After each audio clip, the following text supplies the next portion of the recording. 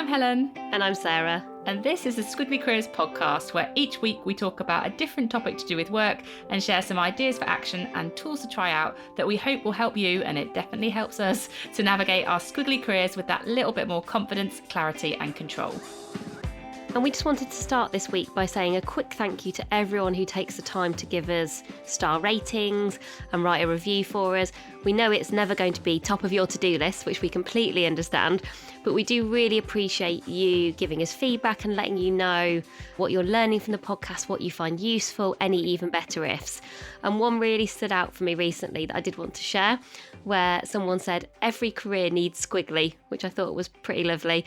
Absolutely love these podcasts and the Pod Plus community. And the person goes on to talk a bit about how they've struggled at work and in quite a toxic environment, and then finishes by saying, the podcast has reminded me of who I am, my values and my strengths, and I'm now so excited about the future. I've recommended you both to so many other people. So nice. And I do just want to let people know those kind of reviews, and they don't all have to be quite as gushing as that one, though I do love it. We read every one and they do make our week. And when we are recording our 200 and however many episodes, doing it every week, it really helps just to keep us motivated to know that we are, being useful and being helpful for you in your careers. So if you do get 5 minutes to write us a review, we'd be really grateful. But in the meantime, we just wanted to say thank you to everyone who takes the time already to do that for us. Look at you being all warm and fuzzy. Oh, yeah, I've been on holiday. And I've had a gin and tonic, so, I like this holiday, Sarah. If you want to be in part of our warm and fuzzy career community, or just get some tips on how to work or manage your career, join the Pod Plus community. It's every Thursday. It's a 30-minute session with either Sarah or myself, occasionally both of us mocking each other a little bit. It's free. It's on Zoom. The people that are part of it are just so lovely and generous, and it's very, very sharey and supportive. We'll put the link to join in the show notes, and if you can't find that, you can always just email us. We're Helen and Sarah at squigglycareers.com. We'll get the details over to you. But today we are talking about the topic of self-sabotage. And Sarah and I were like, have we talked about this? Have we talked about this? I don't know whether it's very much on our mind, this topic of self-sabotage, but we were really convinced that we talked about it. So we have searched on many apps and on our website, and we are convinced that we haven't, and we are also convinced that it's a very important topic to cover. So perhaps let's just start with what self-sabotage is. Saboteurs are the voice in your head that can generate stress and negative emotions in the way that you handle your work and life challenges. And the issue with these saboteurs that we all carry around with us is they limit our potential for happiness and our performance at work. And I guess the saboteur shortcut, if that is too long a definition, is essentially how you get in your own way. And getting in your own way, though it sounds very counterintuitive, why would any of us want to do that? It's actually very normal, natural and understandable, because it's us trying to protect ourselves from getting hurt. If you hope something is going to happen, then you run the risk of being disappointed. But it also means that it's really destructive, because it means that we have less opportunities, we limit our learning, and we can't discover new potential or new things that perhaps we didn't know that we could do before. And there's a really great video by the School of Life, just called Self-Sabotage, if you want to Google it, just talking a bit about kind of why it's part of all of our DNA. So I often think it is quite reassuring sometimes to know, firstly, that you're not alone, and that it's something that impacts all of us. And there's this really brilliant quote from Alain de Botton, who does have a way with words. And he says, getting what we want can feel unbearingly risky. Self-sabotage may make us sad, but at least safely, blessedly in control. And essentially he's saying sort of like we're sort of looking after and out for ourselves by sort of not getting our hopes up and not doing things where we could fail and not taking those risks. But at the same time, we also know, and I think it feels really familiar, like how frustrating that behaviour can be. Because I think we often do know that we're doing it, but we do it anyway, which I always found really fascinating. Well, I think when I've been sort of researching this, and we'll come on to a really good survey that you can take to find out your saboteur profile, but it's almost like we convince ourselves that our saboteur is justified. Like we're like, oh, but it's fine to, act like this because that's a way that I get more stuff done. Or it's fine like this because that's a way that I stop myself doing, taking too many risks or the things that might go wrong. And so we sort of justify these behaviours because it reinforces our need for control. but ultimately it limits our potential and our happiness.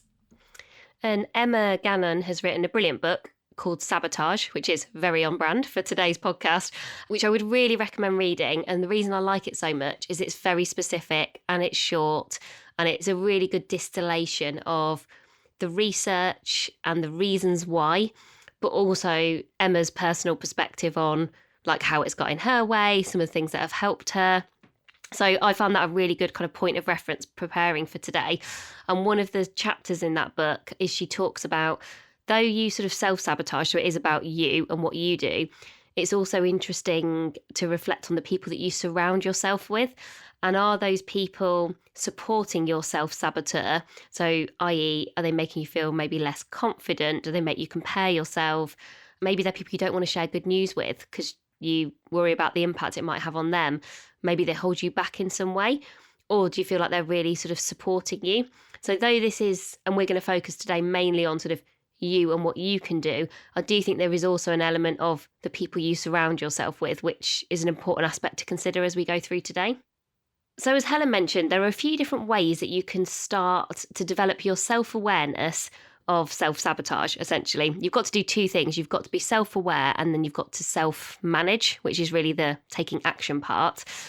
And to improve your self-awareness, there's a few different sort of tools or frameworks and profiles that we've come across that we've found useful. And the first one is by a lady called Judy Ho, who is a clinical neuropsychologist. And she split self-sabotaging into 4 different categories that spell life. So I'm just going to talk those through quickly, and then we're both going to reflect on which one of those maybe sticks out for us, if any of them. So the L stands for low self-esteem. And so then you maybe think you don't deserve good things. You sort of don't believe in yourself. The I is internalized beliefs and finding them hard to shake. So that's probably what we would describe as confidence gremlins, those beliefs that hold you back, and perhaps you struggle to cage those confidence gremlins. The F is for fear of the unknown and self-protection. So I guess this would show up as things like not doing things because of a fear of failure, or that uncertainty, or I've not done that before, and just that sort of fear of it's the kind of untrodden path and not knowing where it might lead, and that feeling too scary, so you get in your own way. And then the E is excessive need for control and almost preferring control to anything else. So you sort of prioritise feeling in control, which then might mean that you stay very much in your comfort zone for all of your time at work because you think, well, at least I'm in control and I kind of feel good about that. And it stops you doing things that might be braver or require more vulnerability. So of that life sort of, I think that's more of a framework than a profile. Any of those that particularly stick out for you, Helen, when you're self-sabotaging? Yeah, I was listening and then I was creating a new acronym. I was like, which one, if I was going to rank these in order of self-sabotage, it spells leaf, which sounds very growy, but I don't think it's supposed to be quite as growy as it sounds. Leaf spelt quite funny, L-E-I-F, which means I think my highest self-saboteur profile, and I think this might surprise people, but will probably be like the low self-esteem one. And it's not that I beat myself up, so that's not what I mean by when I identify with that. It's that I often feel fortunate or lucky to have the things that I have, and I sort of assume they're going to go away. Like you sort of describe it as don't deserve good things. Sometimes I'm like, oh, I don't know, like the reason Squiggly is doing well is because people need support because of the pandemic, and there's a risk that they might not need Squiggly anymore, rather than maybe having the confidence to say, well, the reason Squiggly is doing well is because it gives people the support that they need regardless of what's happening in the world of their work. This is stuff that people need, and therefore it's not going to go away, and you should sort of trust in that. So I think there's obviously something in me that doesn't have that full level of self-esteem that would allow me to sort of recognize it in isolation. I have to almost go, well, it's doing well because of these other things, because of these other factors, and if those factors go away, it might not do well anymore, which is quite vulnerable to share that. But yeah, I think of all the 4, that one would be the highest one for me. And then the E would be the excessive need for control. I can definitely see like situations in personal and professional life where I sometimes try and give people control, and then I just behind the scenes take control anyway because I'm like, but I want to do it. I want to do it in this way, or I believe it should be done in this way. So I think, yeah, like I do that, particularly outside of work as well.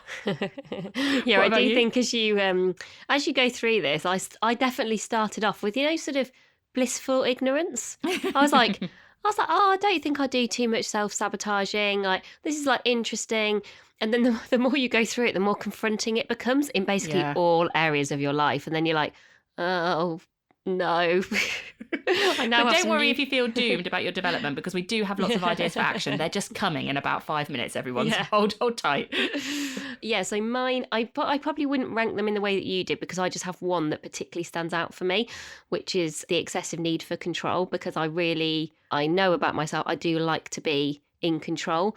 I actually don't mind the unknown. I've got good confidence, and I've worked on confidence gremlins and all those kind of things. So I feel those first three, it's not that they're easy, but I think I've almost very proactively worked on them throughout my career and feel like I'm in a good place to stop myself getting in my own way, back to the definition. Whereas my excessive need for control, I can, as soon as I start to feel out of control, I think I could sabotage making good decisions, doing the right thing, relationships, loads of different things, just to get back into control, because I think that makes me feel like safe again, back to that point about like safety that Alain de Botton was talking about. So I think I just have a real standout one there when I look at those. So that's one way that you can maybe start to assess what self-sabotage might look like for you. The other one that I've found useful is something that I did when I was at Virgin, actually. So we had an external company come in to teach us about our saboteur profiles in our team. And these saboteur profiles are based on the work of Shirzad Shameen, who has a really good website called Positive Intelligence, which allows you to take a 50-question survey. It doesn't take that long, but it does help you then to identify what your saboteur profile is. And there are 10 different profiles. The first is the judge. Everyone has a judge. So this is the bit within you that beats you up over your mistakes or your shortcomings. But what the judge does is it activates one of 9 other profiles. And you can have sort of a cluster of profiles, unfortunately, like a little saboteur party, but you will have one that's kind of most dominant alongside the judge. And so the other profiles are the avoider, the controller, the hyperachiever, the hyper-rational, the hyper-vigilant, the pleaser, the restless, the stickler, and the victim. They're the other profiles. So you take the survey, and what it does is it generates a report which gives you sort of a ranking of which one of those saboteur profiles is most likely to be getting in your way.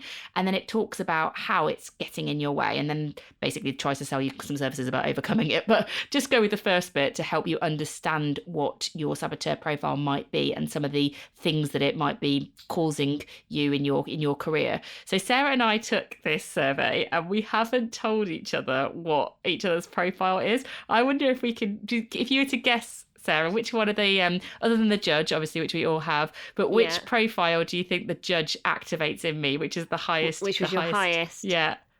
I'm gonna guess hyperachiever.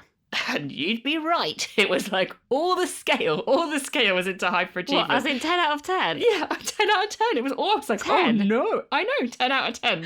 I mean, isn't that the thing where it's like, well, no one's a 10?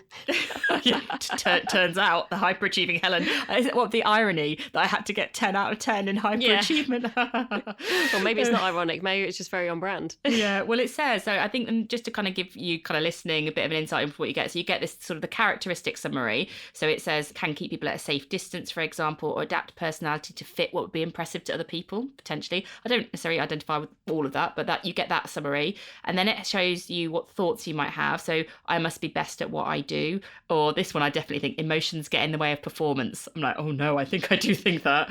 And then it has a feelings section. So for example, for my profile there, it says like, I don't like to dwell in feelings for too long. They distract me from achieving my goals. I mean, yeah. And then this is a bit that I found most interesting. Justification lies. These are the ways that we justify our behaviour. So, for example, it says here, life is about achieving and producing results. Portraying my image helps me achieve results, and feelings are distractions that don't help anything. And I could almost hear myself saying that, and I was like, oh no, this is the way that you sort of protect your profile and convince yourself that this behaviour is helping you. And then it goes through sort of impact on self and others, and then it does get quite deep because it talks about where this saboteur profile might have originated as a result of, you know, your upbringings and experiences. So I think it's quite deep. I definitely see quite a lot of myself in those, and I do need a bit of support now with what I do with it, which hopefully we're going to get onto, because it doesn't give you all of that information in the report that you get, would be my warning. Can I guess yours? Of course. So I think it's probably, we've already said it, but I'm just wondering if the survey comes out with it. I think when I was going through them that you'd come out with the highest order for a controller. No. Interesting. Oh, now I'm excited. Tell me more. Tell me more. One, did you? Go on. Which one? Hyperachiever. Oh no, this is disastrous, Sarah. Well, what happens if you put two together? Is it like, do you like implode? Mine wasn't 10. Though it was 9.4. 9.4, hilarious. 9.4. No. My controller was second, but it was a massive drop. My controller was 6.9. Oh, my second one was a restless. So I'm a restless hyperachiever. But I also had a tie in second because I was also an avoider at 6.9 as well. I was a controller and avoider. But I do think as you go through these, don't, like we always say with any of these kind of profiling things, use them as inputs, not as outputs, because there were definitely things that I read where I thought, that hasn't been my experience. I don't recognise that behaviour. Like some of obviously they're trying to describe as many characteristics and thoughts, and some will just feel more relevant than others. Like, yeah, and at their most distinctive as well, which is where I think, well, that it both can be uncomfortable, but also might not fully reflect you. The thing we did at Virgin that I found really interesting was we got a very detailed report that did come with the ways to kind of respond to your saboteur profile. But like with all these type survey things, it was the discussion that it enabled. Like, do other people see this in you? If they do see it in you, when does it potentially create friction in the way that you work? It's those sorts of conversations that I think this insight can really help you with. Well, I guess for both of us, we both have achievement as a value, and this is a really good demonstration about how your values can work for you and against you, essentially. Like that's bringing this to life, like in sort of in very stark reality. So have a go at doing that. It's free. And as Helen said, I mean, I did it today. It took me 6 or 7 minutes, I think, if that. So it's not something that takes ages to do. And you get the report to your email really quickly as well.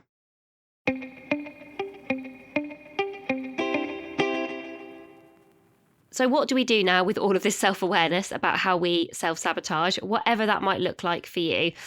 We want to think about the actions that we can take. And these actions, like most things, are most successful when they are taken incrementally. So everything I've read about self-sabotage says it's very difficult to go from I self-sabotage to I now don't self-sabotage. I am fixed. Yeah. If it was that easy, we would have all done it. So I think it's worth kind of bearing that in mind.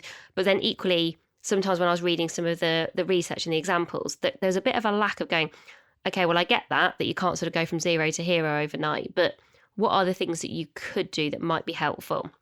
So our first idea for action is to have a go, and it's very rare that I say this sentence, at doing a grid. Ooh, there'll be a matrix before you know it. No, it definitely won't. It needs to be a grid because I've written it as a grid. So it's, and this grid or table, I guess, this is quite confronting because essentially it looks at how you self-sabotage, the excuses that you make for that self-sabotage, and the consequences.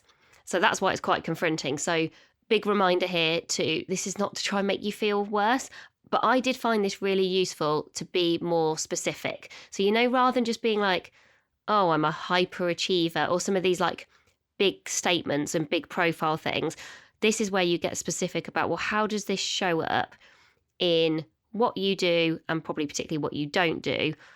And therefore, and what's the so what in terms of the impact? So your grid has 3 headers, which is, what are your self-sabotaging activities? What are the excuses? What does it sound like? The excuses that you sort of probably tell yourself in your head. That's the kind of second part. And then the third part is like, well, what are you sabotaging? This I know you're sort of sabotaging yourself, but very specifically, what does that look like? So I'll give you a few. I mean, once I got started, I I found this table. I was like, oh, put a couple of examples, and I got to 5 in about 3 minutes, and then I stopped myself. But just give you a few. So one from maybe like more personal life. So straight away I was like, okay, so I self-sabotage. One thing I don't do is I don't go to the doctors. What's the excuse that I make? Oh, I'm too busy. It's really difficult to sort out. It's really time consuming. Those like more important things, basically. And so if you think about, well, what are you sabotaging? You're like, your health. This is where it starts to get quite confronting. You're like, oh, just that little thing. Okay. My next one was fitting in important work around the edges of a day rather than prioritising it. And what's the excuse that I make? It's not my fault. So I get a bit victim-like, I think, here. Like, it's not in my control. This is not something I could have sorted out. If I had been in control of this, obviously it would have all been fine. That's kind of what I'm saying in my head. And then what are you sabotaging? The quality of your work that you produce. A really small one, which actually I've worked quite hard on recently. So this is less of a big one for me, but it used to be, scrolling on Instagram before bed. So as in like I say before bed, actually in bed, just being like, just going to scroll on Instagram for like 10 minutes. And then I couldn't even think of an excuse to give myself an excuse. I was just like, well, no, because it's so stupid. I got really angry at myself. I was like, this is such a stupid thing to do. And I know why. And I've read all the books that tell you why. And yet I still do it. So I couldn't actually even come up with my own excuse. And what are you sabotaging? My reading time, because I read in bed, but also obviously your sleep also feels quite important. Anyway, the list went on. I got into things like comparison and avoiding difficult conversations. It was at this point where I was like, oh, maybe I do quite a lot of self-sabotaging. I found this a really helpful springboard to then figure out, well, which of these am I going to start with? Which ones feels most important? I do think it's very hard to do this without straying into like personal as well as professional actions. But I found that grid just gave me some good clarity to get started. Makes me think as well, like I was thinking about what's my self-saboteur activity. I'd say like working on the sofa in the evening, and my excuse would be, yeah, but we run our own business and this work needs to get done. But ultimately I think I'm sabotaging my rest and relationships by doing that, because I don't protect that boundary. And I can definitely see ones that are sort of more worky ones as well, like say what the self-sabotage very worky activity would be, like my tunnel vision focus to kind of get something done, and in order to get it done, I'll do it myself. And the excuse will be, well, I can just get it out there quicker, and so it'll get it done. And then what am I sabotaging? I think the quality of the work, because it could definitely be better. Probably my prioritization of like what's the most important work to do, not just what's the work that I can do myself in my own way. I think there's those sorts of things come into it. So I find this a really useful thing to go through as well, Sarah. I agree. It helps you to start almost bottom up. A lot of those surveys sort of top down, complete the survey and here's your profile. Whereas this makes you take a step back and almost think more broadly, what are some of those different behaviours or activities that might be getting in your way, and what is the bigger impact of it if you think it through. Yeah, it's almost the difference between you sort of zoom out to look at all of your personality, which, like that's the bit where it can get a bit deeper. And also you might not feel that it's the right time to do that, or you might not be particularly up for doing that, versus I think the grid is much more of a zoom in. How does self-sabotaging impact your week right now or at the moment? Like, what does that look like? And be really specific about that.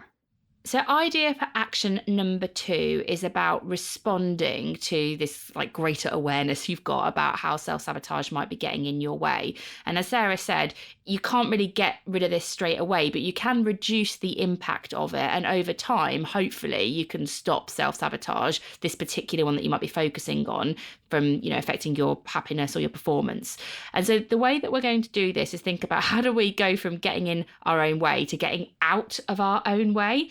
And what you can do is write yourself a set of cycle breaking instructions, because what you've got at the moment is almost like your saboteur on autopilot. Maybe you're aware of it now, which is definitely a good start, but what happens is when it's on autopilot is it's driving your actions and it's getting in your way, and you're probably not even that aware of it. So we need to be very conscious about breaking the cycle. And it starts with you thinking about, well, what is this unhelpful cycle, this unhelpful pattern of behavior that you want to break? So like my example was like, working on the sofa in the evening, because that's affecting my rest and potentially my relationships. And what we're trying to do is almost create some psychological distance by imagining how you would advise somebody else that you care about who might be stuck in this cycle that you're experiencing. So let's say I'm trying to imagine if I was to give Sarah some advice because she was, caught in this work trap in the evening, what would that advice be? And what you want to do is write down that advice to break the cycle, but in no more than 5 steps, and be as clear and specific as you can about what you would advise that person to do. So if I kind of work through this example with you, my unhelpful cycle is working in the evening on the sofa, and we've talked about the impact of that. And if I were imagining that was what Sarah was struggling with, what advice would I give her to break that cycle? The first thing that I would do is I would say, put half an hour in at the end of your day as protected time to finish the bits that would be on your mind if you didn't. So that would be the first thing I'd do, and put that in a diary. The second thing that I would say is when you come in the door, leave your laptop at another one. As in, go and put that laptop in a different room, not one that you are going to be in the evening. But almost it's like they're finding a bit of friction. Make it a very conscious choice that you've got to go up your stairs or wherever it would be, but it's not there in front of you. And then the third thing that I would say would be let Sarah's other half, Tom, let Tom know what you're doing, and maybe, tell a friend as well who can almost act as a bit of accountability partners for you, so that if you do find yourself grabbing that laptop, they can be saying to you, look, you wanted me to let you know when you were going to do that, and I could see you're grabbing it. Is that something you definitely want to do? Not to sort of check up on you, but I guess to check in with you that is a conscious choice that you want to make. And so even just saying that, I think, gets me to some more clarity in thinking about what advice I would give to Sarah versus how I would manage that if I was thinking about it myself. Particularly because there's 3 parts of that, and I think I'd just say, I'll just leave my laptop in another room, and I'd stop there. And I don't think it would be creating as much cycle breaking activity as the 3 things that I've identified by imagining it was Sarah that I was trying to support with it. And when I was reading and kind of getting some inspiration for this idea, I really liked the thought that you almost write this as if it's almost like an instruction manual. So that somebody could just pick it up and follow those instructions step by step. They are, I suppose not all instruction manuals live up to this dream, but the idea is they are simple, easy to follow, and they kind of make sense one after the other. But you don't want to be more than 5, because any more than that we just kind of won't remember. And with Helen's 3 there, you don't just want one thing, because the one thing is probably the thing you've already thought of. Yeah. So Helen, I'm sure Helen's already thought of, well, maybe I could put my laptop in another room. But the point is, she doesn't do it. Whereas actually by then sort of almost having those different steps, it then just starts to remind you to think, well, no, I am going to try and break this cycle. And it'll probably feel really hard and uncomfortable that first time that you do it, but it will get a bit easier. And I tried this last week. As I mentioned, I was on holiday, smug. That's why I'm so relaxed. that and the gin. But I was on holiday last week, and I was quite mindful of the Instagram scrolling one, because I was thinking, I don't really know why I do that. I don't think it adds anything to my life. But yeah, it had become this sort of, and I don't think it helps me sleep or anything, or it's taking away from reading time. So I was like, right, what are the steps that I would be telling someone else? Because I would definitely almost be a bit like, well, that's not a good thing to do before bed. Like, we all know that.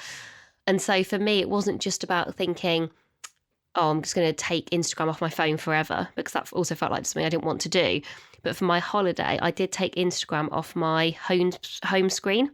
So actually I made it, to Helen's point about adding some fiction, finding friction, I made it sort of harder to access. I then bought 3 books that I was really excited about reading. So I was like, oh, I had I've got these 3 books now that I can read while I'm on holiday. And then almost like the first thing that I pick up when I get into bed is now I actually read on my Kindle and don't pick up your phone. Because I think that was the other thing, is that I'd sort of got into this habit of getting into bed and pick up my phone and almost be like, oh, any WhatsApp messages, look at Instagram, like I'm sure lots and lots of people do. Whereas now I'm sort of trying to be like, no, the thing that you pick up when you get into bed is your book, is not your phone. So that was kind of the 3 steps for me. And on holiday, honestly, the first day, I still picked up my phone, but then Instagram sort of wasn't there. And I was like, oh yeah. And it's funny how quickly you just sort of go, okay, fine. And you sort of put your phone back down and just start reading. But then the next day, I just picked up my Kindle. And so it just got, and by the end of the week, it became, I had definitely broken that cycle, and I'd sort of forgotten that it was there. And I had to sort of remember to think, oh yeah, I need to sort of find that again because actually, I do like using Instagram some of the time and we use it for work, but I just don't want it to be using at that time. So I have seen this work in a really sort of small way for me, like in the last week. An idea for action 3 is about creating your own self-support reward system. So this is really all about prioritizing the carrot rather than the stick and sort of treating yourself, for all of you parks and recreation fans out there. So we can all be a bit guilty of using delaying tactics to keep our self-saboteur alive and well.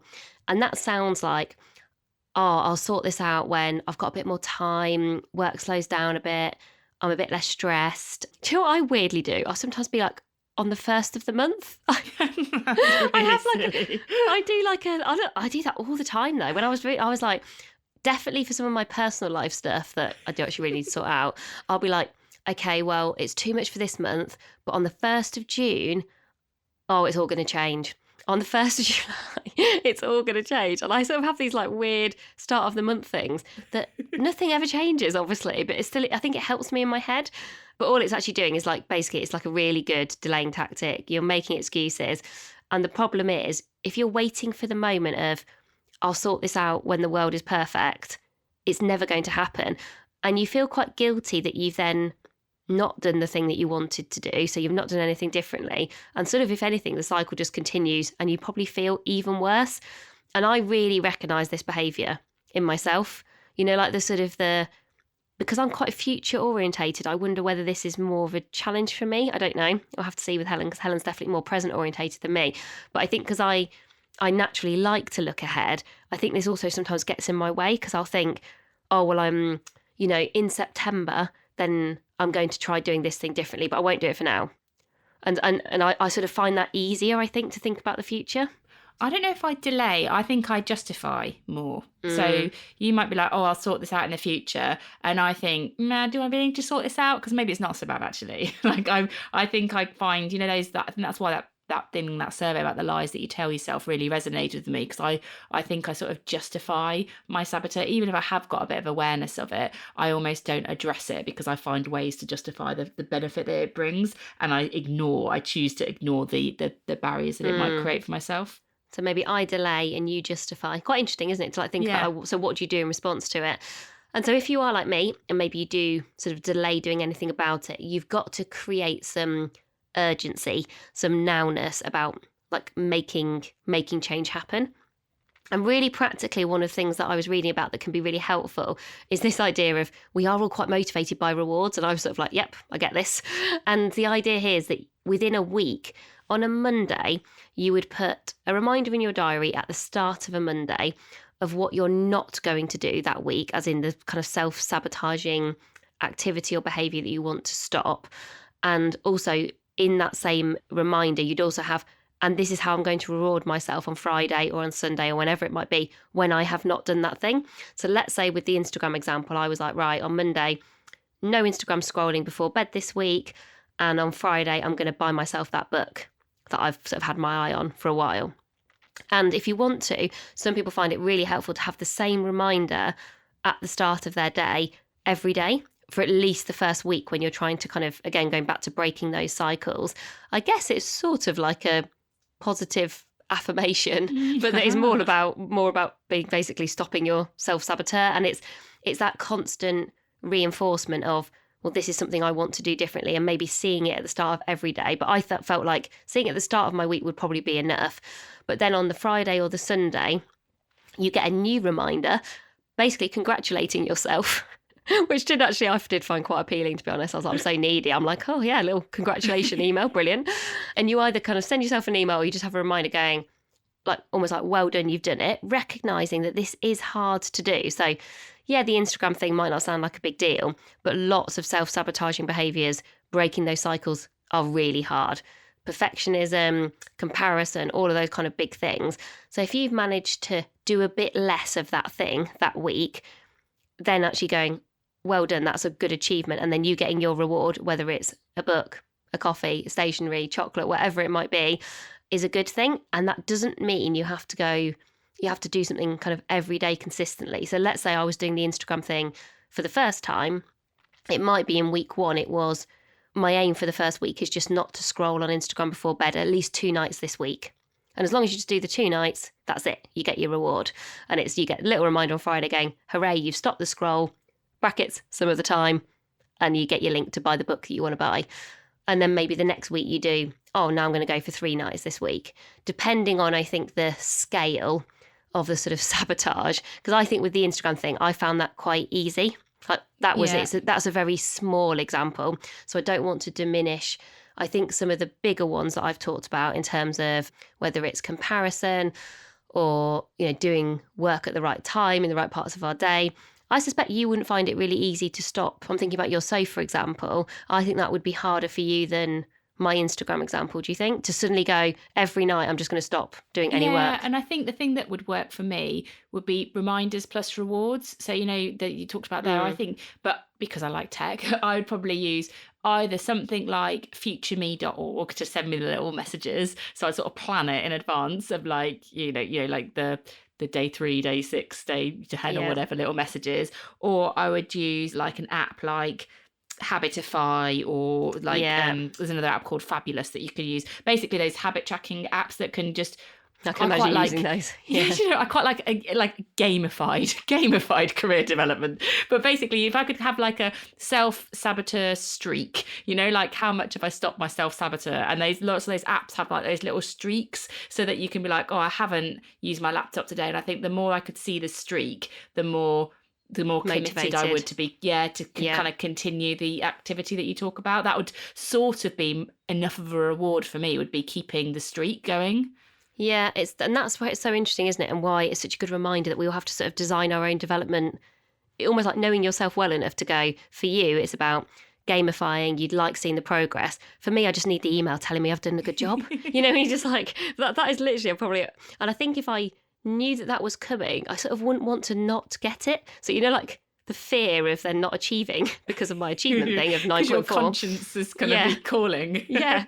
I'd be like, oh, okay, well, it's going to stop me doing that behaviour. So I think whatever this looks like for you, I think the key thing is coupling that self-awareness and then the actions, because I think lots of people, will already understand how this gets in their way and they'll see these behaviours. And so I think the key is sort of the part 2 of what we've talked about today is go, well, what are you going to try out? Don't try and do all of it overnight, and don't expect yourself to sort of, you're not trying to fix yourself. Going back to where we started with, everybody has these kind of behaviours and they sort of are there for a reason, and we sort of don't need to beat ourselves up. But if we can sort of get out of our own way, it has so many good advantages, not only in terms of our learning and our potential and our possibilities, but I was even reading an article about how much self-sabotage contributes to burnout, because it's almost one other thing, in your day. You're like, well, I've already got the stresses that I can't control, and then you sort of add on a load of extra stresses which sort of almost probably get you over to that, we talk about like the stress bucket sort of overflowing. And it was really interesting actually, that research on actually how much self-sabotage and people sort of need more support about sort of how to manage that, but within a work context, because say you were very kind of into being very perfect, and that you can see how that could really hold you back, and you could really see how that could lead to burnout. Or if you're comparing yourself and feeling like you're not progressing as quickly as everybody else, and you spend so much time worrying about that, then you get behind on the work you need to do. You can see how these kind of negative loops can actually end up being really serious for us in terms of our like well-being and just day-to-day enjoyment of the work that we do. So this is worth spending some time thinking about in terms of, what does this look like for you? And even if you are like me and you started off with the blissful ignorance, which I did quite enjoy, to be honest, for a while, until I got halfway through preparing for this podcast. But I have now got to the end of it and thought, oh, there are definitely some things, there are some cycles that I am almost quite intrigued and curious about. Can I break those cycles? I think seeing the cycles in that way, going, like, approach those cycles with curiosity and commitment, and get some support from other people as well, rather than feeling like you have to change everything all at once, which I think is very hard to do. I do think everything that we've talked about today benefits from a discussion with somebody else. Like the reason that Sarah and I can be so open is because you're all not in a room with us, so we don't really know that you're listening, but even though you are, sort of forget about halfway some through of that usually. vulnerability doesn't feel quite so exposing. But also because Sarah and I know each other so well, so we see this in each other and we are good at supporting each other and being each other's accountability partners. And I think this really benefits from having somebody like that, either someone outside of your work who you trust to have that sort of conversation and talk with, or someone inside of the work who can maybe support you with some of the actions that you could do. I think it would be really, really helpful to have that.